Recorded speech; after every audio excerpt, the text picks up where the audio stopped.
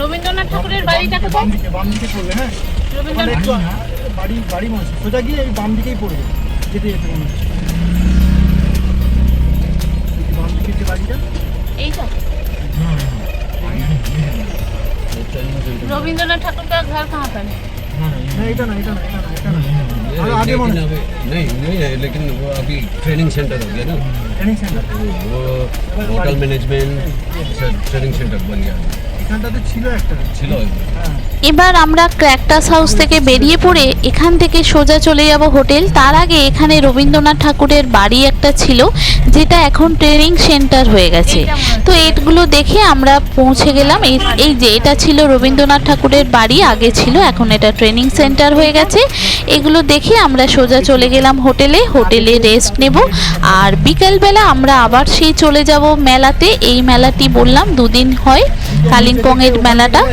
তো এই অর্কেস্ট্রা একটু শুনবো, ওখানে ঘুরবো, তারপরে কিছু কেনাকাটি আছে সেগুলো কিনে টিনে তারপরে আমরা পরের দিনকে আমরা রওনা দেব এনজেপি। আর সঞ্জয় দারা চলে যাবে দার্জিলিং। আর সঞ্জয় দাদের কোনো অসুবিধা নেই, ওরা দার্জিলিং আরও 2-3 দিন থাকবে, তারপর ফিরবে, ততক্ষণে রাস্তা খুলে যাবে। কিন্তু আমাদের একটু সমস্যা হচ্ছে, আমাদেরকে কালকেই নামতে হবে, কেননা পরের দিনকে আর রিস্ক নিতে পারবো না। যদি এখন রাস্তা না খোলে তখন আমাদের সকালে মর্নিং ট্রেন আছে, অসুবিধা আছে। তো এই যে আমরা বিকেলবেলা পৌঁছে গেলাম মেলাতে। আর মেলাটা আজকে খুব সুন্দর। আজকে যে অনুষ্ঠানটা হবে সেটা বাইরে থেকে আর্টিস্ট আসবে, তো সে কারণে আজকে প্রচণ্ড ভিড়। তো চলুন আপনাদেরকে মেলাটা ভিতরটা নিয়ে যাই, তবে সাউন্ডটা একটু কম করে দেব, না হলে কপিরাইট ইস্যু চলে আসতে পারে। কালিম্পংয়ে আমাদের উঠি পাওনা, এখানকার হচ্ছে মেলা। আজকেও এসেছি, আজকেও মেলা বসেছে, দেখুন খুব সুন্দর লাগছে। আজকে আবার অর্কেস্ট্রা হচ্ছে, কালকে হয়েছিল এখানকার লোকাল ছেলে মেয়েদের নাচ গান অনুষ্ঠান, কিন্তু আজকে হচ্ছে অর্কেস্ট্রা দিয়ে। এটা হচ্ছে উপরি পাওনা।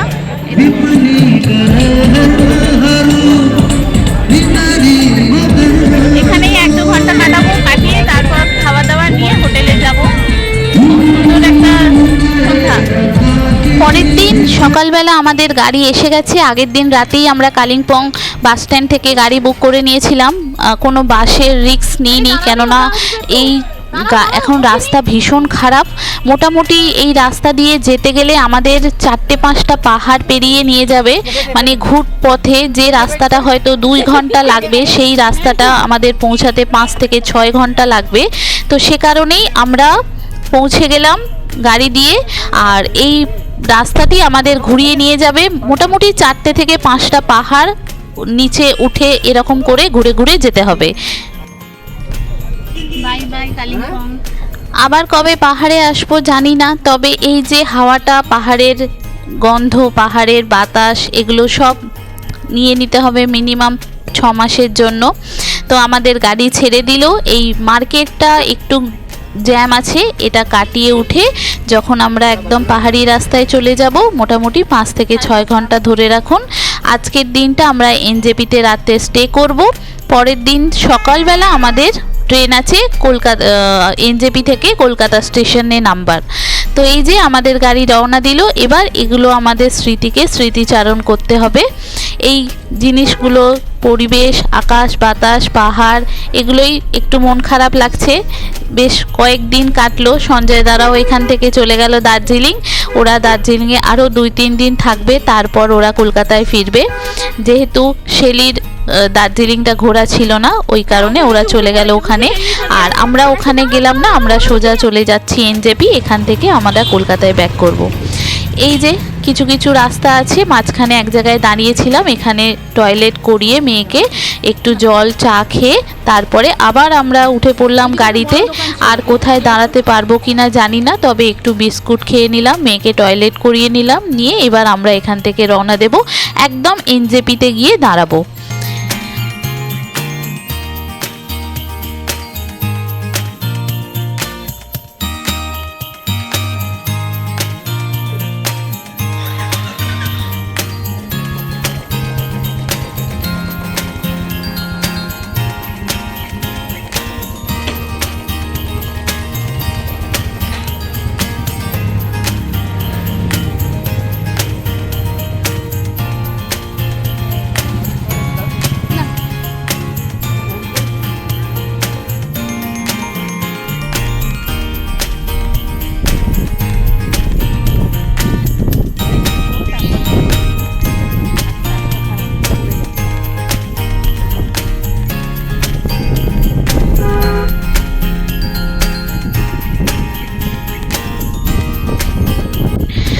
ভ্রমণপ্রিয় মানুষের জন্য দুটো দিনই যথেষ্ট।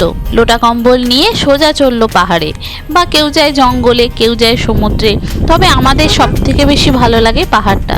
মেয়েরও ভালো লাগে, তবে মেয়ে যেহেতু জল ঘাঁটতে পছন্দ করে, মেয়ে খালি সমুদ্র সমুদ্র করে। আবার যে কবে আসবো পাহাড়ে তার ঠিক নেই, তবে যখনই আসবো ইচ্ছা আছে পাহাড়েই যাওয়া, সে যে কোনো পাহাড়ই হোক না কেন। এই যে কলকাতার যে বন্যাটা হলো, সেটা পাহাড়েও ভীষণ ক্ষতি করেছে। যে রাস্তাটি আমাদের 2 ঘন্টায় এনজেপি পৌঁছাতো, সেই রাস্তাটি এখন আমাদেরকে 6 ঘন্টায় যেতে হচ্ছে। কত ঘুর পথে যেতে হচ্ছে। এই যে নদীগুলো দেখতে পাচ্ছেন, এই নদীতে সাইড দিয়ে অনেক কাঠ ভেসে আছে এখনো পর্যন্ত। আর এটা হচ্ছে সেবকের রাস্তাটা। এই সেবকের এখানটা সিকিউরিটি আছে, যার জন্য আমি হয়তো বেশি ভিডিও এখানটা করতে পারবো না। এখানে সিকিউরিটি চেকিং আছে, তো এখানে আবার ড্রাইভারকেও দাঁড় করিয়ে চেকিং করালো। এইখানটা চলে যাই, তারপরে আবার কিছু দূর যাওয়ার পর আবার আপনাদেরকে ভিডিওটা দেখাবো। অসাধারণ সুন্দর এই পাহাড়ের গন্ধটাই আমাদের ভীষণ ভালো লাগে।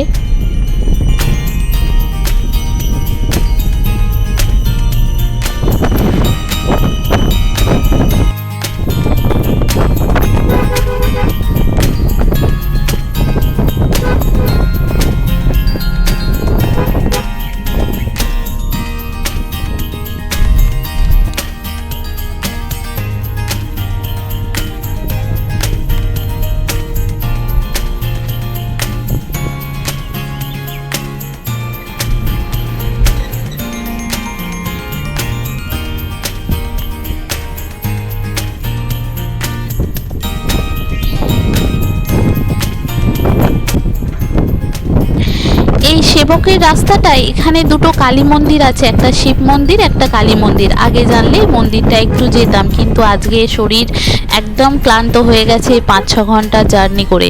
এটা এই শিলিগুড়ির রাস্তাটা দিয়ে যাব। এখানে যে জঙ্গল সাফারি আছে, সেটা বিকাল 5টা অবধি হয়। তো আমাদের ড্রাইভার বললেন, আপনারা কি জঙ্গল সাফারি যাবেন? তো আমরা বললাম যে আজকে আর যাব না, আজকে আমরা চলে যাই, পরে আমরা দেখব। আর এই যে চলে এসেছি, এটা শিলিগুড়ি রোড ধরে সোজা আমরা চলে যাব স্টেশনের দিকে, এনজেপি রোডে। এবার এনজেপিতে গিয়ে ওখানকার যে স্টেশনে লাগোয়া যে হোটেলগুলো আছে, তার মধ্যেই কোনো একটা হোটেলে থাকবো আজকে রাতটা, থেকে পরের দিনকে আমরা রওনা দেব। সকালের ট্রেন আছে এনজেপি থেকে কলকাতা স্টেশন, তো তারপরেই বাড়ি। এই যে জঙ্গলগুলো দেখছেন, এখানে নাকি হাতি বেরোয়, এখানে জঙ্গল সাফারিও হয়। তো এটা খুব সুন্দর জায়গা, এটা আগে কখনো আমার আসা হয়নি। কখনো যদি শিলিগুড়িতে বা এনজেপিতে রাত্রি থাকি, তো একদিন ইচ্ছা আছে এখানে এসে জঙ্গল সাফারি করব। তো এই যে আমরা আস্তে আস্তে পৌঁছে গেলাম এনজেপি স্টেশনের দিকে।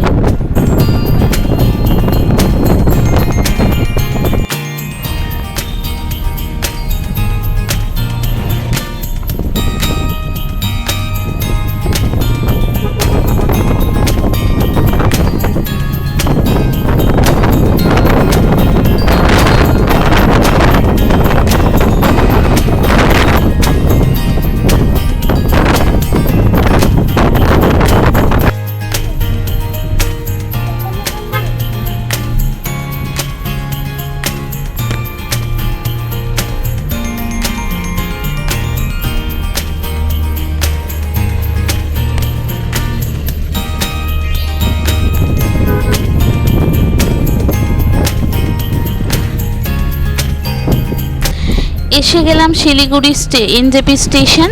মিনিট 5-এর রাস্তা আছে, হয়তো মিনিট 10-15ও লাগতে পারে।